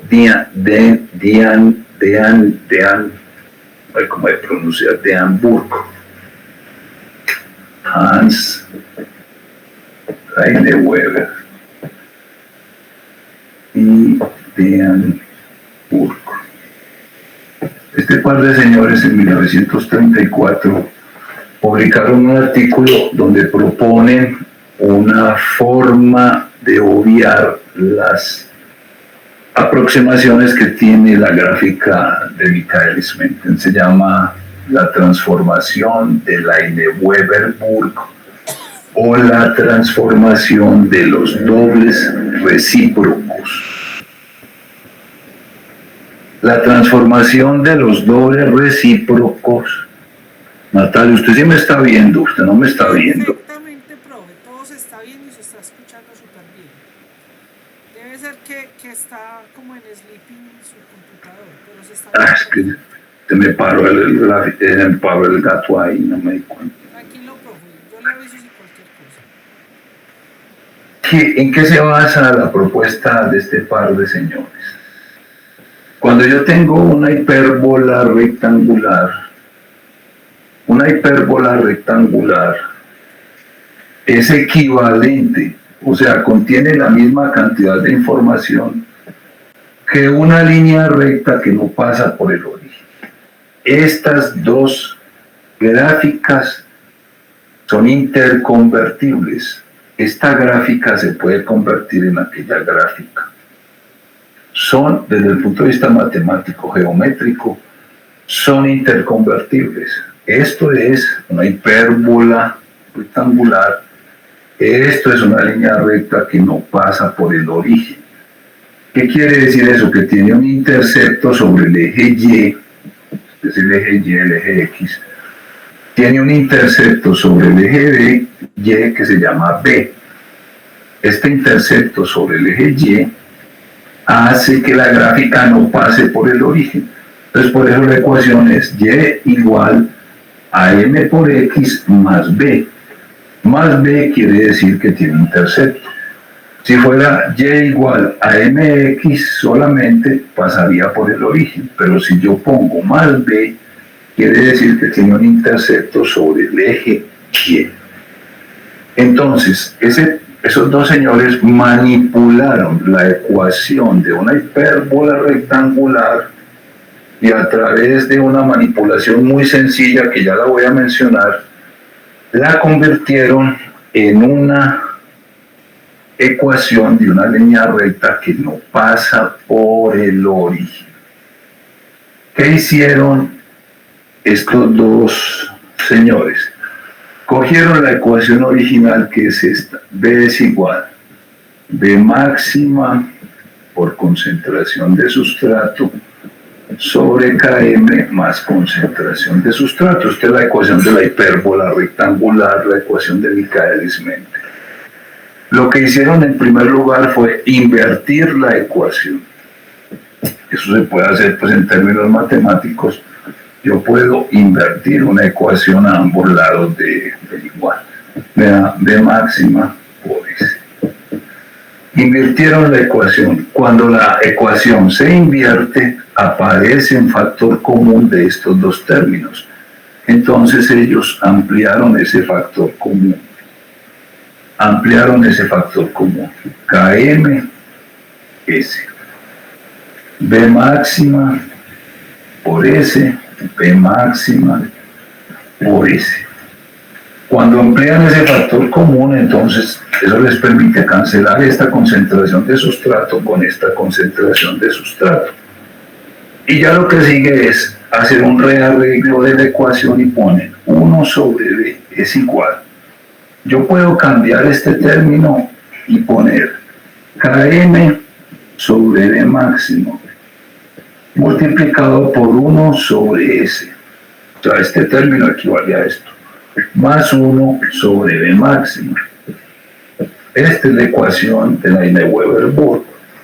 Si yo a este término le digo Y, a este término le digo M, a este término le digo X y a este término le digo B, eso es una ecuación de una línea recta que no pasa por el origen, donde este es la variable sobre el eje Y, esta es la pendiente, esta es la variable sobre el eje X y este es el intercepto sobre el eje Y. Entonces, una hipérbola rectangular se transforma en una línea recta que no pasa por el origen.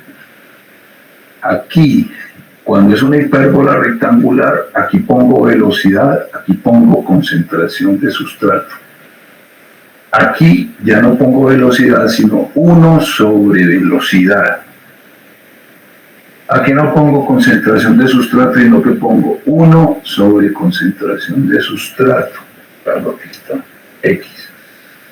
Y el intercepto es 1 sobre V máximo. Claro, aquí está. Este intercepto es 1 sobre V máximo. Se puede demostrar que si yo prolongo la recta, como es una línea recta, la puedo prolongar, este intercepto sobre el lado negativo de Y equivale a menos 1 sobre km. O sea que, haciendo esta transformación, yo puedo calcular la velocidad máxima exacta y el km exacto con los mismos datos, solo que invirtiendo los datos. En otras palabras, si yo hago un experimento midiendo velocidad contra concentración de sustrato, si usted monta aquí una tabla, velocidad contra concentración de sustrato, usted obtiene pues unos resultados y usted grafica velocidad contra concentración de sustrato, le da una hipérbola rectangular. Pero si usted coge una calculadora y empieza a invertir estos datos, empieza a invertir B, invierte 1 sobre B, y empieza a invertir estos datos, 1 sobre B y 1 sobre S, y usted grafica 1 sobre B contra 1 sobre S, le tiene que dar una línea recta que no pasa por el origen. Fíjense que son los mismos datos. Aquí se aplican de una manera directa, aquí se aplican de una manera inversa.